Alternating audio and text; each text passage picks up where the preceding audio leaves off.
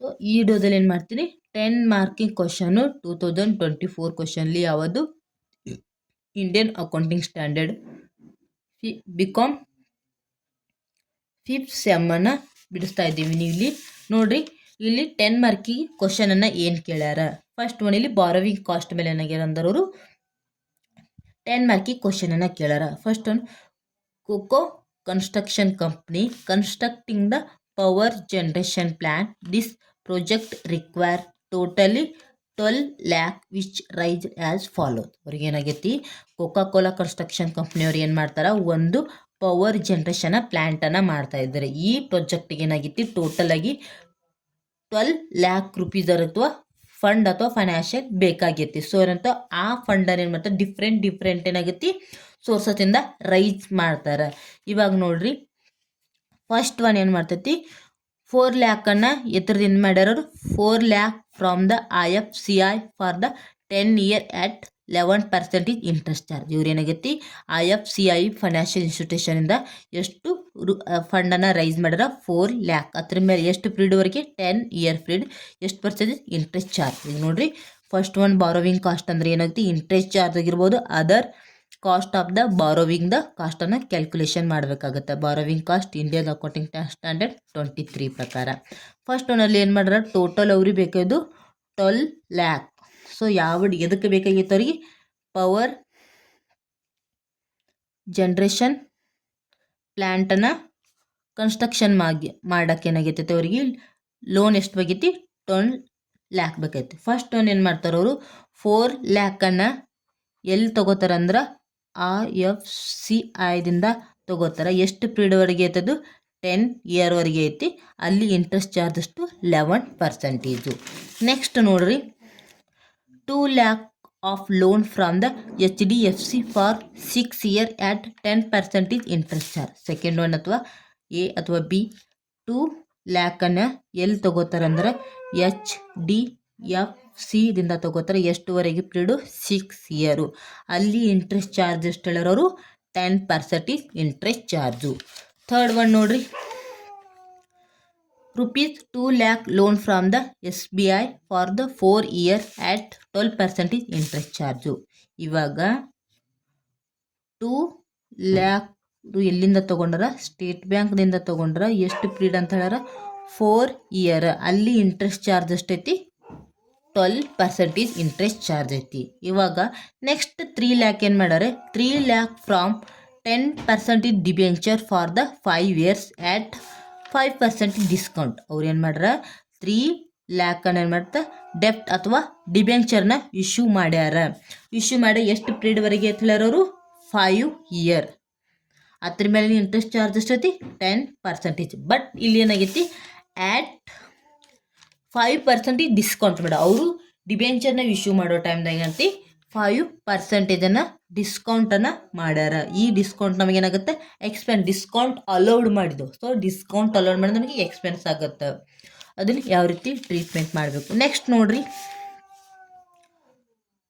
1 lakh as OD from the Canara bank at 4% interest rate. ಅವ್ರು ಏನು ಮಾಡ್ಯಾರ,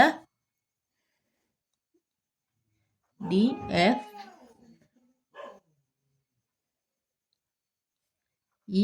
ಎಷ್ಟೈತಿ, 1 lakh ಮಾಡ್ತಾ ಓವರ್ ಡ್ರಾಫ್ಟ್ ತೊಗೊಂಡ್ರ ಅಥವಾ OD ತೊಗೊಂಡ್ರ. ಯಾವ ಬ್ಯಾಂಕ್ದಿಂದ, ಕೆನರಾ ಬ್ಯಾಂಕ್ದಿಂದ ಏನಾಗೈತಿ, ODಯನ್ನು ತೊಗೊಂಡರ. ಎಷ್ಟು ಪರ್ಸೆಂಟೇಜ್ ಇಂಟ್ರೆಸ್ಟ್ ಚಾರ್ಜಲ್ಲಿ, 4% interest charge.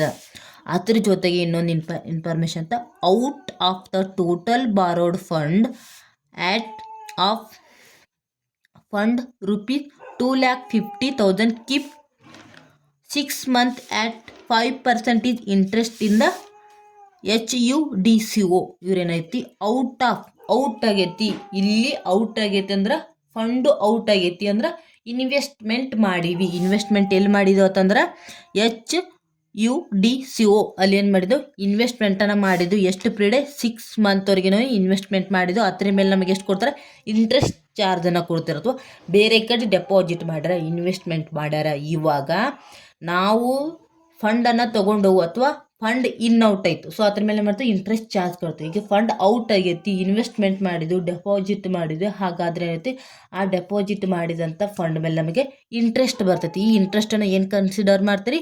Interest on investment. ಇದು ನಮಗೆ ಇನ್ಕಮ್ ಫ್ರಮ್ ಇನ್ವೆಸ್ಟ್ಮೆಂಟ್ ಅನ್ನಗೈತಿ. ನಾವು ಮಾಡಿದಂಥ ಇನ್ವೆಸ್ಟ್ಮೆಂಟ್ ಮೇಲೆ ಇನ್ಕಮ್ ಅನ್ನ ಬಂದೈತಿ. ಆವಾಗ ಏನಂತಿ ಬಾರೋವಿಂಗ್ ಎಕ್ಸ್ಪೆನ್ಸ್ ಒಳಗೆ ಅಂತ ನಾವು ಈ ಎಕ್ಸ್ಪೆನ್ಸನ್ನು ಲೆಸ್ ಮಾಡಬೇಕಾಗುತ್ತೆ. ನೋಡ್ರಿ ಏನಾಗುತ್ತೆ ನಮ್ಗೆ ಇನ್ಕಮ್ ಫ್ರಮ್ ಇನ್ವೆಸ್ಟ್ಮೆಂಟ್ ಅಥವಾ ಡೆಪಾಸಿಟ್ ಅಂತ ಕೊಟ್ಟರೆ ಎಷ್ಟು ಡೆಪಾಸಿಟ್ ಮಾಡ್ತೀವಿ, ಎಷ್ಟು ಪೀರಿಯಡ್ವರೆಗೆ ಮಾಡಿದವಂತೆ. ನೆಕ್ಸ್ಟ್ ನೋಡ್ರಿ, ಅದೇ ರೀತಿ IFCI bank loan is borrowed through consultation and the consultancy charge are at 2% of total loan amount. ಇಲ್ಲಿ ಏನು ಮಾಡ್ತಾರೆ, IFCIದವ್ರು ಏನು ಮಾಡ್ತಾರೆ, ಕನ್ಸಲ್ಟೆನ್ಸಿ ಚಾರ್ಜನ್ನು ಮಾಡ್ಯಾರ. ಆ ಬ್ಯಾಂಕ್ದವ್ರು ಏನ ಕನ್ಸಲ್ಟೆನ್ಸಿ ಚಾರ್ಜ್ ಮಾಡ್ಯಾರ. ಎಷ್ಟು? ಕನ್ಸಲ್ಟೆನ್ಸಿ ಚಾರ್ಜ್ ಎಷ್ಟು ಪರ್ಸೆಂಟೇಜ್ ಅಂತ ಅವರು ತಗೊಂಡಂಥ ಲೋನ್ ಮೇಲೆ 2% ಏನು ಮಾಡ್ಯಾರ, ಕನ್ಸಲ್ಟೆನ್ಸಿ ಚಾರ್ಜ್ ಮಾಡ್ಯಾರ. ಯಾರು? IFC ಆದರು. ಸೊ IFC ಅವ್ರದ್ದು ಎಷ್ಟು ಲೋನ್ ತೊಗೊಂಡ್ರೆ 4 lakh. ಸೊ ಈ 4 lakh ಮೇಲೆ 2% ಮಾಡಿದ್ರೆ ಎಷ್ಟು ಬರುತ್ತೆ ನೋಡ್ರಿ, 4 lakh ಮೇಲೆ ಇಂಟು 2% ಮಾಡಿರಿ, ಇದು 8,000. ಇದು ಟೋಟಲ್ ಏನತ್ತೆ ಕನ್ಸಲ್ಟೆನ್ಸಿ ಚಾರ್ಜು 8,000. ನಾವು ಈ ಬಾರೋವಿಂಗನ್ನು ಕಾಸ್ಟನ್ನು ಕ್ಯಾಲ್ಕುಲೇಷನ್ ಮಾಡುವಾಗಂತೂ 1 ಇಯರ್ದು ಎಷ್ಟಾಗುತ್ತಾ ಅಷ್ಟನ್ನು ಮಾಡಬೇಕಾಗುತ್ತೆ. ಏನೈತಿ, ಎಷ್ಟು ಇಯರ್ ಅಗ್ರಿಮೆಂಟ್ ಕೊಟ್ಟಿರೋದ್ರು 10 year ಡಿವೈಡ್ ಬೈ ಏನು ಮಾಡ್ತೀವಿ 10 year ಮಾಡ್ತೀವಿ. 1 ಇಯರ್ಗೆ ಎಷ್ಟು ಕಾಸ್ಟ್ ಆಗುತ್ತನೋ ಅಷ್ಟನ್ನು ಮಾಡ್ತೀವಿ. ಈಗ 8,000 ಡಿವೈಡ್ ಬೈ 10 ಅಂದರೆ ಆಗುತ್ತೆ 800 ಆಗೈತಿ ಕನ್ಸಲ್ಟೆನ್ಸಿ ಚಾರ್ಜ್. 1 ವರ್ಷಕ್ಕೆ ಏನೈತಿ, ಯಾವುದೇ ಒಂದು ನೀವು ಲೋನ್ ಅಂತ ತೊಗೊಂಡ್ರಿ, ಎಕ್ಸ್ಪೆನ್ಸ್ ಅಂತ ತೊಗೊರಿ ಅಥವಾ ಪ್ರಿಲಿಮಿನರಿ ಎಕ್ಸ್ಪೆನ್ಸ್ ಅಂತ ಒಂದೇ ವರ್ಷಕ್ಕೆ ಹಾಕೋದಿಲ್ಲ. ಅದೇನಂತೆ ಪ್ರತಿ ವರ್ಷ ಅಂತ ರಿಟರ್ನ್ ಅಂತ. ಅದೇ ರೀತಿ ಈ ಕನ್ಸಲ್ಟೆನ್ಸಿ ಚಾರ್ಜ್ ಏನಾಗುತ್ತೆ ಒಂದೇ ವರ್ಷಕ್ಕೆ ನಾವು ಮಾಡೋದಿಲ್ಲ. ಏನು ಮಾಡ್ತೀವಿ, ಪ್ರತಿ ವರ್ಷ ಏನಾಗೈತಿ ಇಷ್ಟಿಷ್ಟು ಅಂತ ಚಾರ್ಜನ್ನು ಹಾಕೊಂಡು ಹೋಗ್ತೈತಿ. ಸೊ ನಾವು ಈ ಬಾರೋವಿಂಗ್ ಕಾಸ್ಟನ್ನು ಬಿಡಿಸುವಾಗ 1 ಇಯರ್ದು ಎಷ್ಟು ಬಾರೋವಿಂಗ್ ಕಾಸ್ಟ್ ಆಗುತ್ತೆ ಅಥವಾ ಕ್ಯಾಪಿಟಲೈಸ್ಡ್ ಬಾರೋವಿಂಗ್ ಕಾಸ್ಟ್ ಎಷ್ಟಾಗುತ್ತೆ ಅನ್ನೋದನ್ನ ಕ್ಯಾಲ್ಕುಲೇಷನ್ ಮಾಡ್ತೀವಿ. ಇವಾಗ ಬಿಡಿಸೋಣವಾ? ಕ್ಯಾಲ್ಕುಲೇಷನ್ ಅಥವಾ calculation of borrowing cost as per Indian Accounting Standard 23. Indian accounting standard 23 ಪ್ರಕಾರ ಏನು ಮಾಡಬೇಕು, ನಾವು ಬಾರೋವಿಂಗ್ ಕಾಸ್ಟನ್ನು ಕ್ಯಾಲ್ಕುಲೇಷನ್ ಮಾಡಬೇಕು.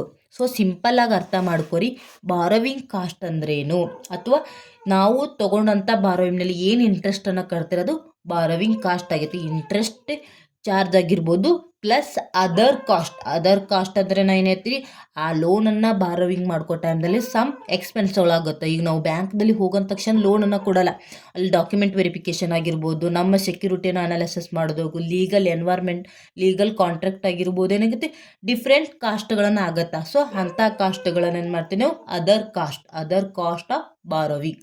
ಇಲ್ಲಿ ಇಂಟ್ರೆಸ್ಟ್ ಪ್ಲಸ್ ಏನಾಗುತ್ತೆ ಅದರ್ ಕಾಸ್ಟ್ ಆಫ್ ಬಾರೋವಿಂಗ್ ಮಾಡ್ಕೋ ಸಲುವಾಗಿ ಏನೆಲ್ಲ ಕಾಸ್ಟ್ಗಳಂತ ಅದನ್ನೆಲ್ಲ ಆ್ಯಡ್ ಮಾಡ್ತಿದ್ದೇನೆ. ಇಲ್ಲಿ ಪ್ರಾಬ್ಲಮ್ ಏನು ಕೊಟ್ಟಲ್ಲ, ಕನ್ಸಲ್ಟೆನ್ಸಿ ಚಾರ್ಜ್ ಅಥವಾ ಕನ್ಸಲ್ಟೆನ್ಸಿ ಫೀಸನ್ನು ಕೊಡ್ತಾರೆ. ಇಂಥವೆಲ್ಲ ಏನಾಗುತ್ತೆ ಅದರ್ ಕಾಸ್ಟ್ ಆಫ್ ಬಾರೋವಿಂಗ್. ಈಗ ನೋಡ್ರಿ, ಪರ್ಟಿಕ್ಯುಲರ್ ರುಫೀಸ್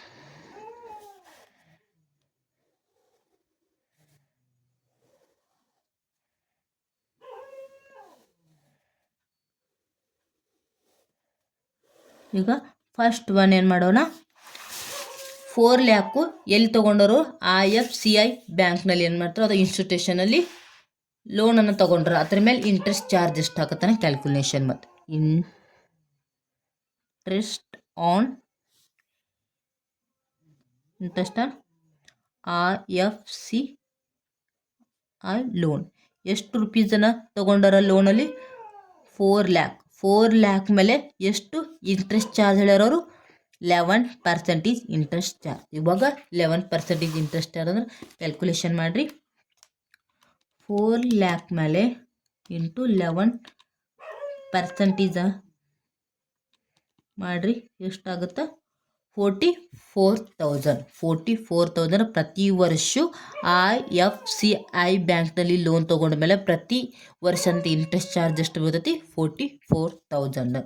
ನೆಕ್ಸ್ಟ್ ಇಲ್ಲಿ ಇಂಟ್ರೆಸ್ಟ್ ಚಾರ್ಜನ್ನು ಕ್ಯಾಲ್ಕುಲೇಷನ್ ಮಾಡಬೇಕು.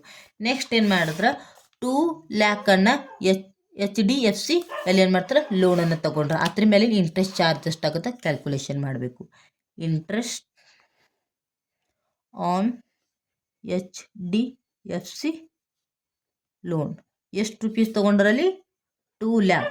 ಈ 2 ಲ್ಯಾಕ್ ಮೇಲೆ ಇಂಟ್ರೆಸ್ಟ್ ಚಾರ್ಜ್ ಎಷ್ಟು ಹೇಳೋರು 10% ಇಂಟ್ರೆಸ್ಟ್ ಚಾರ್ಜ್. ಸೊ ಈಗ 2 ಲ್ಯಾಕ್ ಮೇಲೆ ಎಷ್ಟು 10% ಇಂಟ್ರೆಸ್ಟ್ ಚಾರ್ಜು ಎಷ್ಟು ಬರ್ತೈತಿ 20,000. ಪ್ರತಿ ವರ್ಷ ಏನಾಗುತ್ತೆ HDFC ಬ್ಯಾಂಕ್ನಲ್ಲಿ ತೊಗೊಂಡಂಥ ಲೋನ್ ಮೇಲೆ ಇಂಟ್ರೆಸ್ಟ್ ಚಾರ್ಜ್ ಎಷ್ಟಾಗುತ್ತೆ ₹20,000.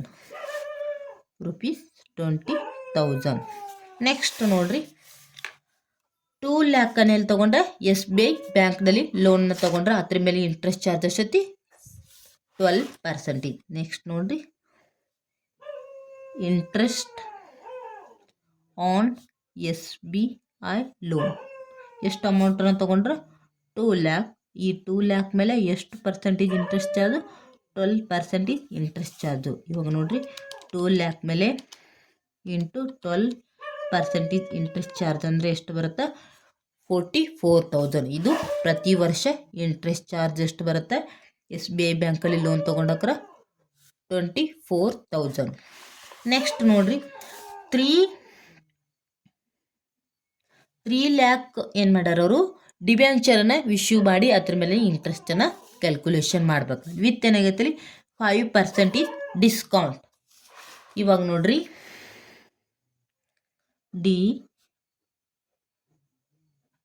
Interest on debenture. ಸೊ ಎಷ್ಟು ಡಿಬೆಂಚರ್ನ ಎಷ್ಟು ಮಾಡ 3 ಲ್ಯಾಕ್ ಮೇಲೆ ಎಷ್ಟು percentage interest charge 10% interest charge. 3 lac ಮೇಲೆ 10% ಮಾಡಿರಿ 3 ಲ್ಯಾಕ್ ಮೇಲೆ ಇಂಟು 10% ಇಂಟ್ರೆಸ್ಟ್ ಚಾರ್ಜ್ ಅಂದರೆ ಎಷ್ಟಾಗುತ್ತೆ 30,000. ಈ 30,000 ಇತ್ತು ಇಂಟ್ರೆಸ್ಟ್ ಡಿಬೆಂಚರ್. ಇವಾಗ ಇಂಟ್ರೆಸ್ಟ್ ಡಿಬೆಂಚರ್ ಎಷ್ಟು ಬಂತು 30,000. ವಿತ್ ಅವ್ರೊಳಗೆ ಏನು ಹೇಳೋರು ಆ್ಯಟ್ 5% ಡಿಸ್ಕೌಂಟ್ ಏನಾಗೈತೈತಿ 5% ಡಿಸ್ಕೌಂಟ್ ಆಗಿದೆ. ಡಿಸ್ಕೌಂಟ್ ನಮಗೆ ಎಕ್ಸ್ಪೆನ್ಸ್ ಆಗುತ್ತೆ. ಸೊ ಏನೈತಿ ಬಾರೋವಿಂಗ್ ಕಾಸ್ಟಲ್ಲಿ ಆ್ಯಡ್ ಮಾಡಬೇಕಾಗುತ್ತೆ. ಇವಾಗ ನೋಡ್ರಿ 3 ಲ್ಯಾಕ್ ಮೇಲೆ 5% ಡಿಸ್ಕೌಂಟ್.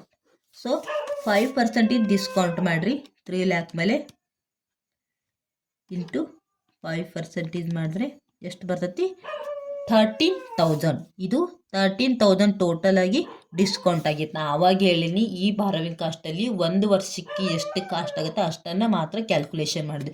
ಇಲ್ಲಿ ಟೋಟಲ್ ಡಿಸ್ಕೌಂಟ್ ಆಗಿತ್ತು 15,000. ನಾವು ಏನು ಮಾಡೋದು 1 ವರ್ಷದಷ್ಟೇ. ಈ 50,000 ಆಯಿತು ಒಂದೇ ವರ್ಷಕ್ಕೆ ಚಾರ್ಜ್ ಮಾಡಲ್ಲ. ಇಲ್ಲಿ ಎಷ್ಟು ವರ್ಷದೈತಲ್ಲಿ ಡಿಬೆಂಚರು 5 ಇಯರ್. ಇಲ್ಲೇನು ಮತ್ತೆ 5 ಇಯರ್ ಇರುತ್ತೆ. ಇಷ್ಟು ಡಿಸ್ಕೌಂಟ್ ಆಗೈತೆ ರಿಟರ್ನ್ ಆಫ್ ಮಾಡ್ಕೋತೀವಿ. ಇವಾಗ 15,000 ಡಿವೈಡ್ ಬೈ 5 ಇಯರ್ ಮಾಡಿರಿ ಎಷ್ಟಾಗುತ್ತೆ ನೋಡ್ರಿ 15,000 ಡಿವೈಡ್ ಬೈ 5 ಇಯರ್ ಮಾಡಿರಿ ಎಷ್ಟು 3,000. 1 ವರ್ಷಕ್ಕೆ ಡಿಸ್ಕೌಂಟ್ ಎಕ್ಸ್ಪೆನ್ಸ್ ಎಷ್ಟಾಗುತ್ತೆ ಅಂದರೆ 3,000. ಇವಾಗ ಏನು ಮಾಡ್ತೀವಿ ಈ 3,000 ಏನು ಮಾಡ್ತೀವಿ ತೊಗೋತೀವಿ. ಸೊ ಡಿಸ್ಕೌಂಟ್ ಅಲೌಡ್ ಅಥವಾ ಡಿಸ್ಕೌಂಟ್ ಎಕ್ಸ್ಪೆನ್ಸ್ ಎಷ್ಟಾಗಿತ್ತು ಅಂದರೆ 3,000. ಈಗ ಇಂಟ್ರೆಸ್ಟ್ ಆನ್ ಡಿಬೆಂಚರ್ 30,000 ಡಿಸ್ಕೌಂಟ್ ಎಷ್ಟಾಗೈತಿ 3,000. ಸೊ ಎರಡು ಆ್ಯಡ್ ಮಾಡಿರಿ 33,000. ಸೊ ಒಂದು ಡಿಬೆಂಚರನ್ನು ಇಶ್ಯೂಡ್ ಮಾಡೋಕ್ಕೆ ಸೊ ಏನೆಲ್ಲ ಎಕ್ಸ್ಪೆನ್ಸ್ ಮಾಡ್ತೀವಿ ಒಂದು ಎಕ್ಸಾಂಪಲ್ ಒಂದು ಬೇರೆ ಪ್ರಾಬ್ಲಮ್ ಅಂತ ಇಲ್ಲಿ ಇಂಟ್ರೆಸ್ಟ್ ಆನ್ ಡಿಬೆಂಚರ್ ಫಿಕ್ಸು ಮತ್ತು ಡಿಬೆಂಚರ್ನ ಇಶ್ಯೂ ಮಾಡ್ಲಿಕ್ಕೆ ಸಮ್ ಕಾಸ್ಟ್ಗಳನ್ನು ಆಗುತ್ತೆ. ಅಂಥ ಕಾಸ್ಟ್ಗಳನ್ನು ಮಾಡ್ಬೇಕು ಇಲ್ಲಿ ತೊಗೋಬೇಕೈತಿ. ಡಿಸ್ಕೌಂಟ್ ಎಕ್ಸ್ಪೆನ್ಸ್ ಆಗುತ್ತೆ. ಅದೇ ರೀತಿ cost on issue of the debenture ಇರುತ್ತೆ. ಆವಾಗಂತೂ ಟೋಟಲ್ ಇವಾಗ ಎಕ್ಸಾಂಪಲ್ ಅಂದ್ರೆ cost of issue of the debenture ಒಂದು 5% ಕೊಟ್ಟರೆ ಈ 3 ಲ್ಯಾಕ್ ಮೇಲೆ ಅಂತ 5% ತೊಗೊಂಡು ಬಂದಂಥದ್ದು ಎಷ್ಟು ಬರ್ತದೆ ಮತ್ತೇನು ಮಾಡ್ತೀವಿ ಡಿವೈಡ್ ಬೈ 5 ಇಯರ್ ಮಾಡ್ಕೋದು. ಇಲ್ಲಿ ಯಾವುದೇ ಒಂದು ಎಕ್ಸ್ಪೆನ್ಸನ್ ಆಗಿತ್ತಂದ್ರೆ ಏನು ಮಾಡಬೇಕು, ಒಂದು ವರ್ಷದಷ್ಟೇ ಕಾರ್ಡ್. ಇಲ್ಲಿ ಡಿಸ್ಕೌಂಟ್ 15,000 ಟೋಟಲ್ ಡಿಸ್ಕೌಂಟ್. ಬಟ್ ನಾವು ಏನು ಮಾಡಬೇಕಾಗುತ್ತೆ, ಪ್ರತಿ ವರ್ಷ ಮತ್ತು ಇಷ್ಟು ರಿಟರ್ನ್ ಆಫ್ ಮಾಡ್ಕೋಬೇಕಾದ್ರೆ ಡಿವೈಡ್ ಬೈ 5 ಇಯರ್. ಸೊ ಎಷ್ಟು ಬರ್ತದೆ ಡಿಸ್ಕೌಂಟು ಪ್ರತಿ ವರ್ಷ 3,000. ಇವಾಗ 30,000 ಇಂಟ್ರೆಸ್ಟು, 3,000 ಡಿಸ್ಕೌಂಟ್. ಟೋಟಲ್ ಡಿಬೆಂಚರ್ ಮೇಲೆ ಬಾರೋವಿಂಗ್ ಕಾಸ್ಟ್ ಎಷ್ಟು ಬಂತು, 33,000. ನೆಕ್ಸ್ಟ್ ನೋಡ್ರಿ, ಅವ್ರು ಏನು ಮಾಡ್ಯಾರ, 1 lakh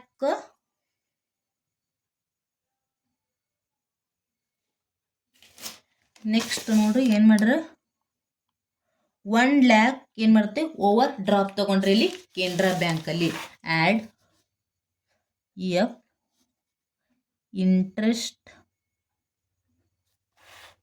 ಇಂಟ್ರೆಸ್ಟ್ ಆನ್ OD ಅಥವಾ ಓವರ್ ಡ್ರಾಫ್ಟ್ ಕೆನರಾ ಬ್ಯಾಂಕ್.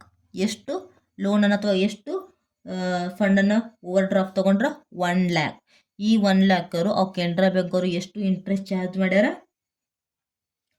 4% ಅಂತ ಇಂಟ್ರೆಸ್ಟ್ ಚಾರ್ಜ್ ಮಾಡ್ಯಾರ. ಈಗ 1 lakh ಮೇಲೆ ಏನು ಮಾಡ್ರಿ, 4% ಇಂಟ್ರೆಸ್ಟ್ ಚಾರ್ಜನ್ನು ತಗೋರಿ. 1 lakh ಇಂಟು 4% ಅಂದರೆ ಎಷ್ಟಾಗುತ್ತೆ, 4,000 ಏನಾಗುತ್ತೆ. ಇದು interest and borrowing cost. Interest and borrowing cost ಎಷ್ಟು ಬಂತು. ನೆಕ್ಸ್ಟ್ ನೋಡ್ರಿ, ನಾ ಅವಾಗ ಹೇಳೀನಿ, out of the total borrowed fund ₹2,50,000 keep 6 months at 5% interest in the HUDC. ಇಲ್ಲಿ ಏನಾಗೈತಿ, ಡೆಪಾಸಿಟ್ ಮಾಡ್ಯಾರ, ಇನ್ವೆಸ್ಟ್ಮೆಂಟ್ ಮಾಡ್ಯಾರ. ಸೊ ಇದು ಇನ್ಕಮ್ ಫ್ರಮ್ ಇನ್ವೆಸ್ಟ್ಮೆಂಟ್ ಅಂತ ಕರಿತೀವಿ. ಎಷ್ಟಾಗೈತದು, 2,50,000. ಅವ್ರು ಯಾವಾಗ ಮಾಡ್ಯಾರ, 6 months ಅಂತ ಕೊಟ್ಟಾರ. ಇವಾಗ ನೋಡ್ರಿ, ಎಫ್ ಇನ್ಕಮ್ ಫ್ರಾಮ್ ಇನ್ವೆಸ್ಟ್ಮೆಂಟ್ ಅಥವಾ ಯಾವ ಬ್ಯಾಂಕ್ ಅದು, HUDCI ಇನ್ವೆಸ್ಟ್ಮೆಂಟನ್ನು ಮಾಡ್ಯಾರ. ಎಷ್ಟು ರುಪೀಸ್ ಅಂತ ಹೇಳೋರು, 2,50,000 ಮೇಲೆ ಮಟ್ಟ ಇನ್ವೆಸ್ಟ್ಮೆಂಟ್ ಮಾಡ್ಯಾರ. ಆ ಇನ್ವೆಸ್ಟ್ಮೆಂಟ್ ಮೇಲೆ ನಮ್ಗೆ ಇಂಟ್ರೆಸ್ಟನ್ನು ಕೊಡ್ತದ್ರಿ. ಸೊ ನಾ ಇಂಟ್ರೆಸ್ಟನ್ನ ರಿಸೀವ್ಡ್ ಮಾಡ್ಕೊಲಿತ್ತಂದ್ರೆ ಏನಾಗುತ್ತೆ, ನಮ್ಗೆ ಇನ್ಕಮ್ ಆಗುತ್ತೆ. ಸೊ ಎಷ್ಟು ಪರ್ಸೆಂಟೇಜ್ ಇಂಟ್ರೆಸ್ಟ್ ಅಂತ ಹೇಳೋರು, 5%. ಈಗ 2,50,000 ಮೇಲೆ 5% ಇಂಟ್ರೆಸ್ಟನ್ನು ಚಾರ್ಜ್ ಮಾಡಿರಿ. ಎಷ್ಟು ಬರುತ್ತಾ, 2,50,000 ಇಂಟು 5% ಇಂಟ್ರೆಸ್ಟನ್ನು ಡಿವೈಡ್ ಬೈ 100 ಎಷ್ಟಾಗುತ್ತೆ, 12,500. ಟೋಟಲ್ 12,500 ಆಗತ್ತಲ್ಲಿ ಇಂಟ್ರೆಸ್ಟನ್ನು ಬರ್ತಾ ಇದ್ರೆ. ಬಟ್ ಅವರು ಇನ್ವೆಸ್ಟ್ಮೆಂಟ್ ಮಾಡೋದು ಕೇವಲ 6 months ಅಷ್ಟೇ. ಸೊ ನಾವೈತಿ 6 months ಎಷ್ಟು ಇಂಟ್ರೆಸ್ಟ್ ಅಥವಾ ಎಷ್ಟು ಇನ್ಕಮನ್ನು ಅಷ್ಟನ್ನು ಮಾಡಬೇಕು. ಇವಾಗ 12,500 ಟೋಟಲ್ ಆ ವರ್ಷದ್ದು ಇಂಟ್ರೆಸ್ಟ್ ಟೆಕ್ಸ್ ಬಂದೈತಿ 12,500. ಅವರು ಬಟ್ ಇನ್ವೆಸ್ಟ್ಮೆಂಟ್ ಮಾಡೋದು ಕೇವಲ 6 months. 6 divide by 12 months. ಇವಾಗ 12,500 ಇಂಟು 6 ಡಿವೈಡ್ ಬೈ 12 ಮಾಡಿರಿ. ಎಷ್ಟು ಬರ್ತೈತಿ, 6,250. ಸೊ 6,250 ಏನಿದು ಇನ್ಕಮ್ ಏನು ಮಾಡ್ತೀವಿ ನಾವು, ಲೆಸ್ ಮಾಡ್ತೀವಿ. ಅದಕ್ಕೆ ಏನು ಮಾಡ್ತೀವಿ, ಬ್ರಾಕೆಟ್ನಾಗ ಬರ್ತೀನಿ. ಇದನ್ನು ಲೆಸ್, ಇವೆಲ್ಲ ಟೋಟಲ್ ಮಾಡಿ ಇದನ್ನು ಲೆಸ್ ಮಾಡ್ಬೇಕು. ಯಾಕಂದ್ರೆ ಬಾರೋವಿಂಗ್ ಕಾಸ್ಟಾಗಿ ಏನು ಮಾಡ್ತೀವಿ, ಲೆಸ್ ಇನ್ಕಮನ್ನು ಲೆಸ್ ಮಾಡಬೇಕಾಗತ್ತೆ. ಈಗ ನೆಕ್ಸ್ಟ್ ಐಟಮ್ ಯಾವುದು ಇರುತ್ತೆ, IFCI ಬ್ಯಾಂಕ್ದವ್ರು ಏನು ಮಾಡ್ರ, ಕನ್ಸಲ್ಟೆನ್ಸಿ ಚಾರ್ಜನ್ನು ಹಾಕ್ಯಾರ. ಎಷ್ಟು, 2% ಏನೈತಿ ಕನ್ಸಲ್ಟೆನ್ಸಿ ಚಾರ್ಜನ್ನು ಹಾಕ್ಯಾರ. ಇವಾಗ ನೋಡ್ರಿ, ನೆಕ್ಸ್ಟ್ ಈ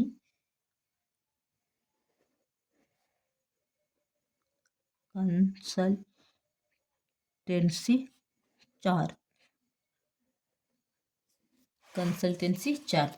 ಸೊ ಯಾವ ಬ್ಯಾಂಕ್ದವರು, IFCI ಬ್ಯಾಂಕ್ದವ್ರು ಏನಾಗಿರುತ್ತೆ, ಈ ಕನ್ಸಲ್ಟೆನ್ಸಿ ಚಾರ್ಜ್ ಮಾಡ್ರ.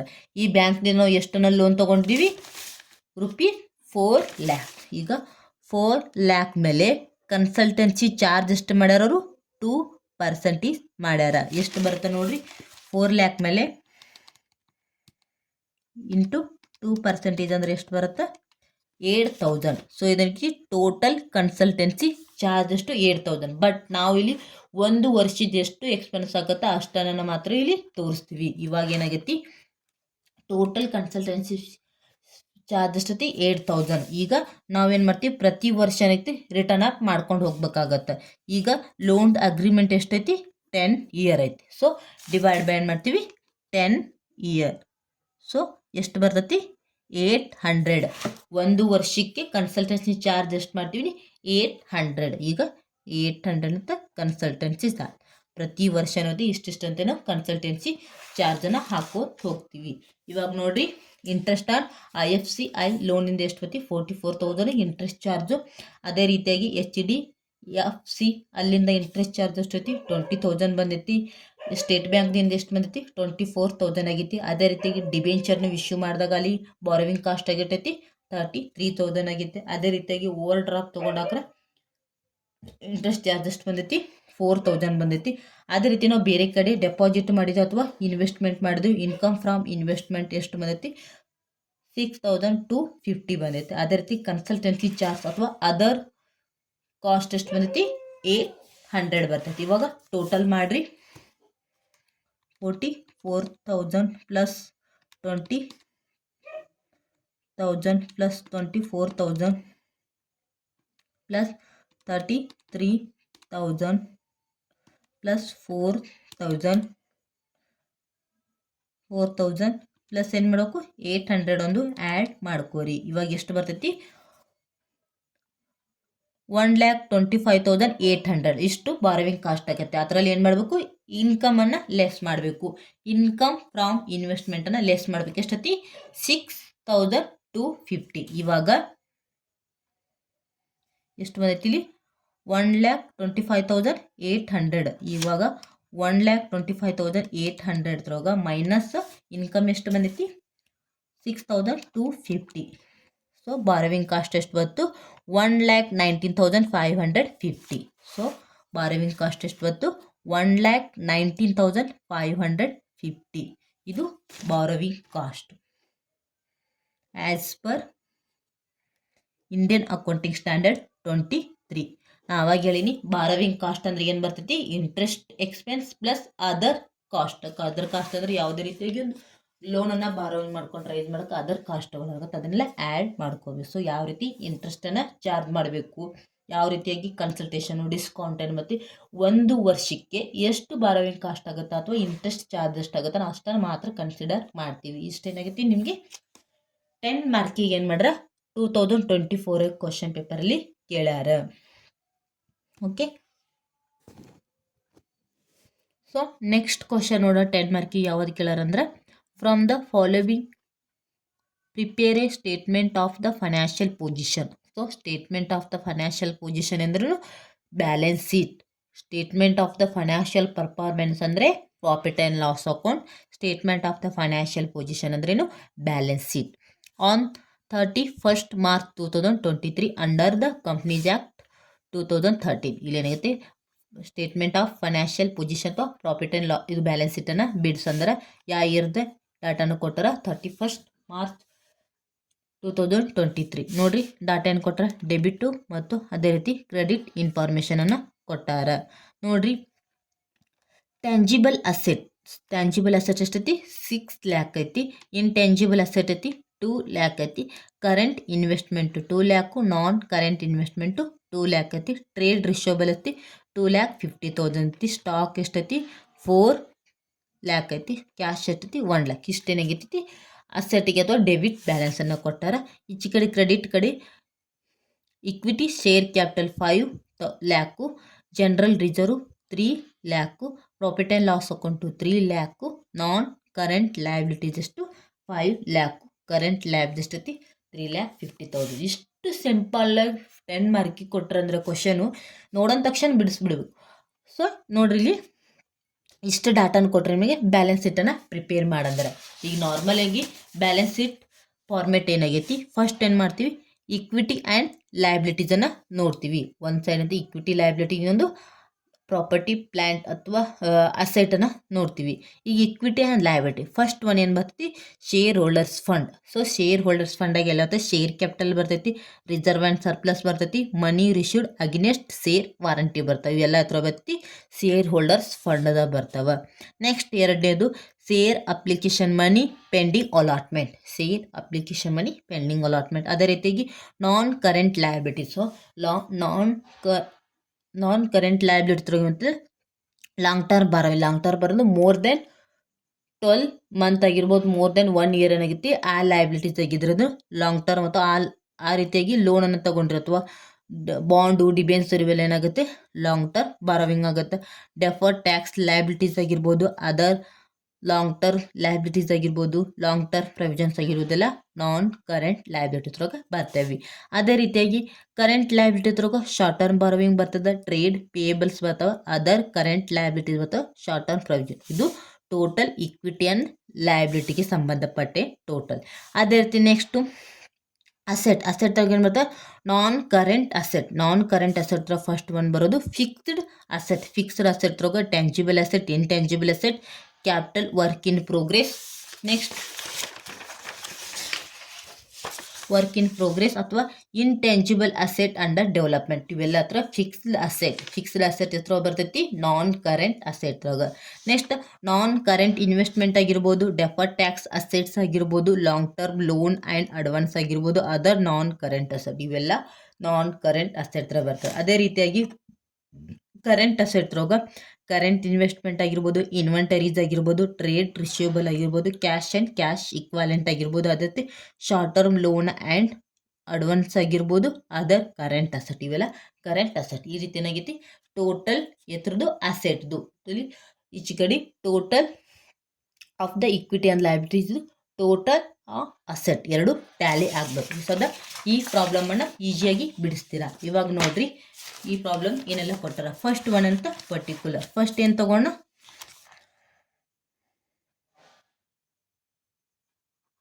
Equity and liabilities. So first one head ಯಾವ್ದು ಬರ್ತೈತಿ, A share holders fund. Share holders fund ಒಳಗೆ ಯಾವೆಲ್ಲ ಬರ್ತೈತಿ, ಅದರಲ್ಲಿ ಶೇರ್ ಕ್ಯಾಪಿಟಲ್ ಅಂದರೆ ಏನು, ಇಕ್ವಿಟಿ ಶೇರ್ ಕ್ಯಾಪಿಟಲ್ ಆಗಿರ್ಬೋದು. ಸೊ ಈ ಪ್ರಾಬ್ಲಮಲ್ಲಿ ಏನಾದರೂ ಕೊಟ್ಟಾರ ಇಕ್ವಿಟಿ ಶೇರ್ ಕ್ಯಾಪಿಟಲ್ ಎಷ್ಟೈತಿ, ₹5 lakh ಏನಾಗೈತಿ ಶೇರ್ ಕ್ಯಾಪಿಟಲಲ್ಲಿ ಬರುತ್ತೆ. ನೆಕ್ಸ್ಟು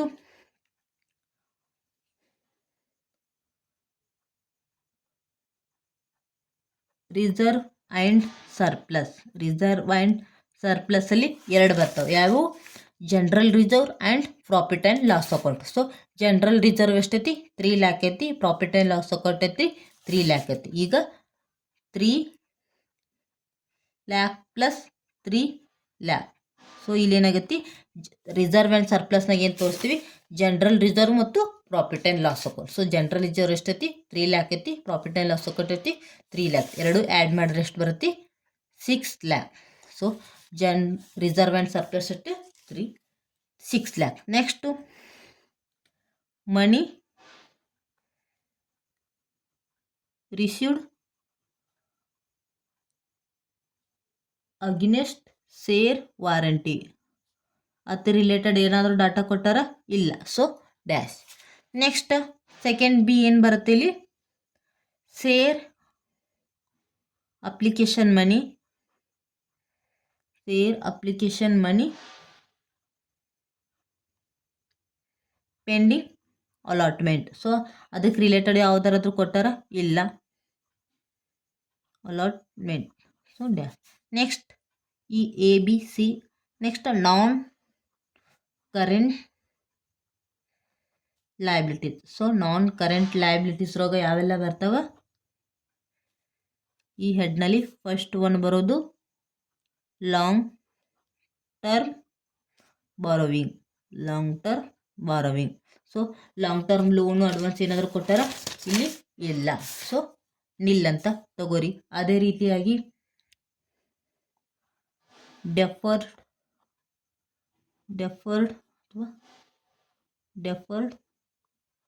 ಟ್ಯಾಕ್ಸ್ ಲಯಬಿಲಿಟಿ ಕೊಟ್ಟಾರ ಇಲ್ಲ, ಹಾಗಾಗಿ ನಿಲ್ ತಗೋರಿ. ಅದೇ ರೀತಿಯಾಗಿ ಅದರ್ ಲಾಂಗ್ ಟರ್ಮ್ ಲಯಬಿಲಿಟೀಸು ಕೊಟ್ಟಾರ,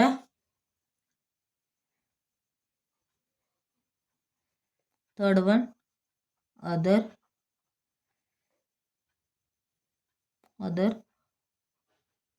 ಲಾಂಗ್ ಟರ್ಮ್ ಲಯಬಿಲಿಟೀಸ್. ಎಷ್ಟು ಕೊಟ್ಟಾರ? ಅದರ್ ನಾನ್ ಕರೆಂಟ್ ಲಯಬಿಲಿಟಿ ಅಂದ್ರೆ ತಿಳ್ಕೊತಿ long term. So non current liability ಎಷ್ಟೈತಿ? 5 lakh ಐತಿ. ಇಲ್ಲಿ 5 lakh. ನೆಕ್ಸ್ಟ್ ಫೋರ್ತ್ ಒನ್ ಇತ್ರ ಯಾವ್ದು ಬರ್ತೈತಿ? Long term provisions. ಇಲ್ಲಿ ಲಾಂಗ್ ಟರ್ಮ್ ಪ್ರೊವಿಷನ್ಸ್ ಯಾವ್ಯಾರ ಅದಾವನ ನೋಡ್ರಿ, ಇಲ್ಲ. ಸೊ ನಿಲ್ ಅಂತ ತೋರಿಸ್ತೀವಿ. ಸೊ ನಾನ್ ಕರೆಂಟ್ ಲಯಬಿಲಿಟೀಸ್ ಒಂದೇ ಕೊಟ್ಟರೋದು. ಅದರ್ ಲಾಂಗ್ ಟರ್ಮ್ ಲಯಬಿಲಿಟಿ ಅಥವಾ ನಾನ್ ಕರೆಂಟ್ ಲಯಬಿಲಿಟೀಸ್ ಎಷ್ಟೈತಿ? 5 lakh ಐತಿ. ಸೆಕೆಂಡ್ ಒನ್ ಇನ್ನೊಂದು ಪಾರ್ಟ್ ಬರ್ತೈತಿ, ಯಾವುದು? Current liabilities. ಸೊ ಕರೆಂಟ್ ಲಯಬಿಲಿಟಿಗೆ ಸಂಬಂಧಪಟ್ಟಂತೆ ಯಾವುದಾದರ ಶಾರ್ಟ್ ಟರ್ಮ್ ಬಾರೋವಿಂಗ್ ಆಗಿರ್ಬೋದು, ಏನಾದ್ರು ಕೊಟ್ಟಾರ? ಇಲ್ಲ. ಅದೇ ರೀತಿಯಾಗಿ ಟ್ರೇಡ್ ಪೇಬಲ್ಸ್ ಆಗಿರ್ಬೋದು, ಕೊಟ್ಟಾರ? ಇಲ್ಲ. ಅದೇ ರೀತಿಯಾಗಿ ಅದರ್ ಕರೆಂಟ್ ಲಯಬಿಲಿಟೀಸ್ ಅನ್ನು ಕೊಟ್ಟಾರ.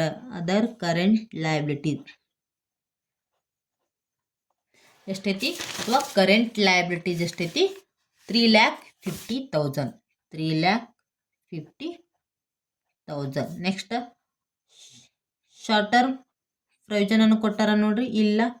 ಸೊ ನಿಲ್ ಅಂತ ತೋರಿಸ್ತೀವಿ. ಎಷ್ಟೈತಿ ರುಪೀಸ್? Short term ಇಲ್ಲೈತೆ? ಇಲ್ಲ. ನೋಡ್ರಿ, ನೀವು ಡೈರೆಕ್ಟ್ ಏನ್ಬೋದು ನಾನ್ ಕರೆಂಟ್ ಲಯಬಿಲಿಟೀಸ್ ಅಂತ ಎಷ್ಟು 5 lakh ತೋರಿಸ್ಬೋದು, ಕರೆಂಟ್ ಲಯಬಿಲಿಟಿ ಐತೆ 3,50,000 ತೋರಿಸ್ಬೋದು. ಬಟ್ ಇಲ್ಲಿ ನಿಮಗೆ 10 ಮಾರ್ಕ್ಸಿಗೆ ಕ್ವಶನ್ ಕೇಳ, ಒಂದು ಫಾರ್ಮೆಟನ್ನು ನೀಟಾಗಿ ಬರ್ದ್ರೆ ಏನು ಮಾಡ್ತಾರೆ, ನಿಮ್ಗೆ ಮಾರ್ಕನ್ನು ಕೊಡ್ತಾರೆ. ನಾ ಎದಕ್ಕೆ ಬರ್ತಾ ಇದ್ರಿ? ಫಾರ್ಮೆಟ್ ಎಲ್ಲಿ ಐಟಮ್ ಅನ್ನು ಕೊಟ್ರೆ ಅದು ಅಷ್ಟೇ ಐಟಮ್ ಅಥವಾ ಉಕ್ಕಿದೆಲ್ಲ ಏನೈತಿ ನಿಲ್ ಅಂತ ತೋರಿಸ್ರಿ. ಬಿಕಾಸ್ ಏನಾಗೈತಿ, ವ್ಯಾಲ್ಯೂಯೇಷನ್ ಮಾಡೋರಿಗೆ ಏನಂತ ಅನಿಸ್ಬೇಕು. ನೀವು ಏನು ಮಾಡ್ತೀರಾ, ಇಲ್ಲಿ ಶೇರ್ ಕ್ಯಾಪಿಟಲ್ ಎಷ್ಟು ಇರ್ತೀರಾ, ರಿಸರ್ವ್ ಆ್ಯಂಡ್ ಸರ್ಪ್ಲಸ್ ಯಾವುದೋ ಐಟಮ್ ಅಂತ ತಗೋಲ್ಲ, ಅಥವಾ ನಾನ್ current liability 5,000, current liability 3,50,000. So total ಮಾಡ್ತೀರಿ, ಕರೆಕ್ಟ್ ಆಗುತ್ತೆ. ಇಲ್ಲನಲ್ಲ, ಏನಾಗುತ್ತೆ, ನೀಟಾಗಿ ಬರೆದ್ರೆ ಏನಾಗುತ್ತೆ, ಮಾರ್ಕ್ ಕೊಡ್ಲಿಕ್ಕೆ ಇಂಟ್ರೆಸ್ಟ್ ಬರ್ತೈತಿ. ಇವಾಗ ನೋಡ್ರಿ, ಇಕ್ವಿಟಿ ಶೇರ್ ಕ್ಯಾಪಿಟಲ್ ಎಷ್ಟೈತಿ? 5 lakh plus reserve and surplus ಎಷ್ಟೈತಿ? 6 lakh ಪ್ಲಸ್ ಇಷ್ಟು ನಾನ್ ಕರೆಂಟ್ ಲಯಬಿಲಿಟೀಸ್ ಎಷ್ಟೈತಿ? 5 lakh ಐತಿ. Plus current liability 3,50,000. ಟೋಟಲ್ ಎಷ್ಟು ಬಂತು? 19,50,000. ಸೊ 19,50,000 ಇದು ಟೋಟಲ್. ನಿಮಗೆ ಇನ್ನೊಂದು ಕ್ಲಾರಿಫೈ ಆಗ್ಬೇಕಂದ್ರೆ ಇಲ್ಲಿ ನೋಡ್ರಿ, ಕರೆಂಟ್ ಐಫಸ್ ಎಷ್ಟೈತಿ? 19,50,000. ಸೊ ನಾವು ಇಲ್ಲಿ ಮಾಡಿದಾಗ ಎಷ್ಟು ಬಂದೈತಿ? ಟೋಟಲ್ 19,50,000 ಬಂದಿದೆ. ಇವಾಗ ಇನ್ನೊಂದು ಪಾರ್ಟ್ ಯಾವುದು? ಅಸೆಟ್ದ ಟೋಟಲ್ ಮಾಡಬೇಕು. ಇವಾಗ ನೋಡ್ರಿ, ಫಸ್ಟ್ ಒನ್ ಏನು ಬರ್ತೈತಿ ಅಸೆಟ್ ರೋಗ? A non current asset. ಇದರಲ್ಲಿ ಫಸ್ಟ್ ಒನ್ ಬರೋದೆ ಫಿಕ್ಸ್ಡ್ ಅಸೆಟ್. ಫಿಕ್ಸ್ಡ್ ಅಸೆಟಲ್ಲಿ ಯಾವ್ದು ಬರ್ತೈತಿ?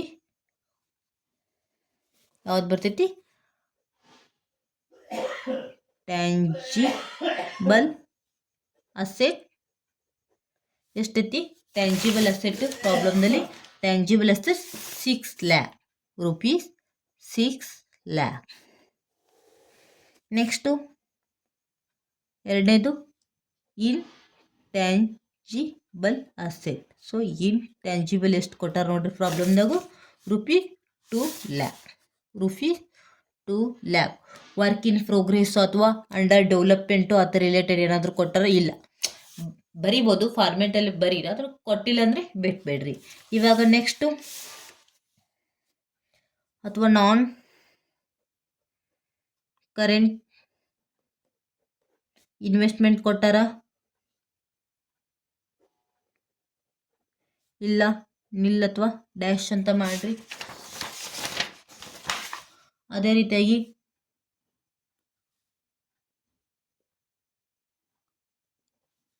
ಒನ್ ಅಥವಾ ಇದರಲ್ಲಿ 2, ಅದೇ ರೀತಿಯಲ್ಲಿ 2 ಡೆಫರ್ಡ್ ಟ್ಯಾಕ್ಸ್ ಅಸೆಟ್ ಕೊಟ್ಟಾರ ಇಲ್ಲ.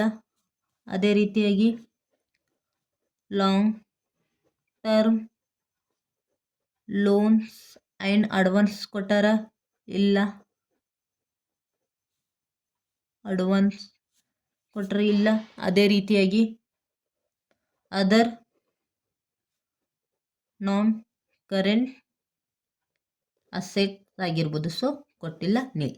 ಇವಾಗ ನೆಕ್ಸ್ಟು ನಾನ್ ಕರೆಂಟ್ ಅಸೆಟ್ ಐತಿ, ಇನ್ನೊಂದು current asset, so short term asset ಅಂತ ಕರಿತೀವಿ. ನೆಕ್ಸ್ಟ್ ಅದರಲ್ಲಿ ಫಸ್ಟ್ ಒನ್ ಬರೋದು ಕರೆಂಟ್ ಇನ್ವೆಸ್ಟ್ಮೆಂಟ್. ಯಾವುದು ಫಸ್ಟ್ ಒನ್ ಬರೋದು ಕರೆಂಟ್ ಇನ್ವೆಸ್ಟ್ಮೆಂಟ್. ಸೊ ಪ್ರಾಬ್ಲಮ್ನಲ್ಲಿ ನೋಡ್ರಿ ಕರೆಂಟ್ ಇನ್ವೆಸ್ಟ್ಮೆಂಟ್ ಎಷ್ಟು ಕೊಟ್ಟಾರ, ಕರೆಂಟ್ ಇನ್ವೆಸ್ಟ್ಮೆಂಟ್ ರುಪೀಸ್ 2 lakh. ಎಷ್ಟು ರುಪೀಸ್ 2 lakh. ನೆಕ್ಸ್ಟು ನೋಡ್ರಿ ಇನ್ವೆಂಟರೀಸ್. ಇನ್ವೆಂಟರಿ ಏನು ಬರ್ತೈತಿ, ರಾ ಮಟೀರಿಯಲ್ ಆಗಿರ್ಬೋದು, ಫಿನಿಶ್ಡ್ ಗೂಡ್ಸ್ ಆಗಿರ್ಬೋದು, ವರ್ಕ್ ಇನ್ ಪ್ರೋಗ್ರೆಸ್ ಆಗಿರ್ತಾವೆ. ಇನ್ವೆಂಟರಿ ಅಂದ್ರೆ ಸ್ಟಾಕ್. ಎಷ್ಟು ಕೊಟ್ಟಾರ 4 lakh ರುಪೀಸ್. ಎಷ್ಟು 4 lakh. ನೆಕ್ಸ್ಟ್ ಅದೇ ರೀತಿಯಾಗಿ ಟ್ರೇಡ್ ರಿಸೀವೇಬಲ್. ಟ್ರೇಡ್ ರಿಸೀವೇಬಲ್ ಎಷ್ಟೈತಿ ನೋಡ್ರಿ, trade receivable rupees 2,50,000. Rupees 2,50,000. Next ಏನು ಬರ್ತೈತಿ, short term loan and advance. Fourth one ಏನಾಗೈತಿ, ಅಥವಾ ಕ್ಯಾಶ್ ಆ್ಯಂಡ್ ಕ್ಯಾಶ್ ಈಕ್ವಾಲೆಂಟ್ ಅಥವಾ ಬ್ಯಾಂಕ್ ಬ್ಯಾಲೆನ್ಸು, ಕ್ಯಾಶ್ ಬ್ಯಾಲೆನ್ಸು ಏನಾದರೂ ಕೊಟ್ಟಾರ ನೋಡ್ರಿ. ಕ್ಯಾಶ್ ಕೊಟ್ಟಾರ ಎಷ್ಟು, ರುಪೀಸ್ 1 lakh. Rupees 1 lakh. ಅದೇ ರೀತಿಯಾಗಿ short term loans and advance ಕೊಟ್ಟಾರ ಇಲ್ಲ. ಅದೇ ರೀತಿಯಾಗಿ ನೆಕ್ಸ್ಟು ಅದರ್ ಕರೆಂಟ್ ಅಸೆಟನ್ನು ಕೊಟ್ಟಾರ ನೋಡ್ರಿ. ಅದರ್ ಕರೆಂಟ್ ಅಸೆಟ್ ಅಂದರೆ ಪ್ರಿಪೇಯ್ಡ್ ಎಕ್ಸ್ಪೆನ್ಸನ್ನು ಆಗಿರ್ಬೋದು, ಅದರ್ ಕರೆಂಟ್ ಅಸೆಟ್ಸ್ ಆಗಿರ್ಬೋದು, ಸೊ ನಿಲ್. ಇನ್ನೊಂದು ಏನು ಮಿಸ್ ಮಾಡ್ರೆ, ಇಲ್ಲಿ ನಾನ್ ಕರೆಂಟ್ ಇನ್ವೆಸ್ಟ್ಮೆಂಟ್ ಕೊಟ್ರೆ. ಕರೆಂಟ್ ಇನ್ವೆಸ್ಟ್ಮೆಂಟ್ ಕೊಟ್ರೆ ನಾನ್ ಕರೆಂಟ್ ಇನ್ವೆಸ್ಟ್ಮೆಂಟ್ ಎಷ್ಟೈತಿ 2 lakh. ಇಲ್ಲಿ ಏನು ಮಾಡ್ತೀವಿ, ನಾನ್ current investment rupees 2 lakh. So tangible asset 6 lakhs, intangible 2 lakh. ಅದೇ ರೀತಿಗೆ ನಾನ್ ಕರೆಂಟ್ ಇನ್ವೆಸ್ಟ್ಮೆಂಟ್ ಐತಿ 2 lakh ಐತಿ. ಅದೇ ರೀತಿ ಕರೆಂಟ್ ಇನ್ವೆಸ್ಟ್ಮೆಂಟ್ ಐತಿ 2 lakh ಐತಿ. ಇನ್ವೆಂಟರಿ ಐತಿ 4 lakh ಐತಿ. ಟ್ರೇಡ್ ರಿಸೀವೇಬಲ್ ಐತಿ 2,50,000 ಐತಿ. ಕ್ಯಾಶ್ ಆ್ಯಂಡ್ ಕ್ಯಾಶ್ ಇಕ್ವಿವೆಲೆಂಟ್ ಐತಿ 1 lakh ಐತಿ. ಈಗ ಟೋಟಲ್ ಮಾಡಿರಿ, ಅಸೆಟ್ ಸೈಡ್ದೆಲ್ಲ 6 lakh ಪ್ಲಸ್ 2 lakhದು ಪ್ಲಸ್ ಮತ್ತು ನಾನ್ ಕರೆಂಟ್ ಇನ್ವೆಸ್ಟ್ಮೆಂಟ್ ಐತಿ 2 lakh ಐತಿ, ಅದನ್ನು ಆ್ಯಡ್ ಮಾಡಿರಿ. Next 2 lakh plus 4 lakh, next 2,50,000 plus 1 lakh ಎಷ್ಟು ಬರ್ತೈತಿ, 19,50,000. ಎಷ್ಟು ಬಂತು, 19,50,000 ಟೋಟಲ್ ಆಫ್ ಅಸೆಟ್.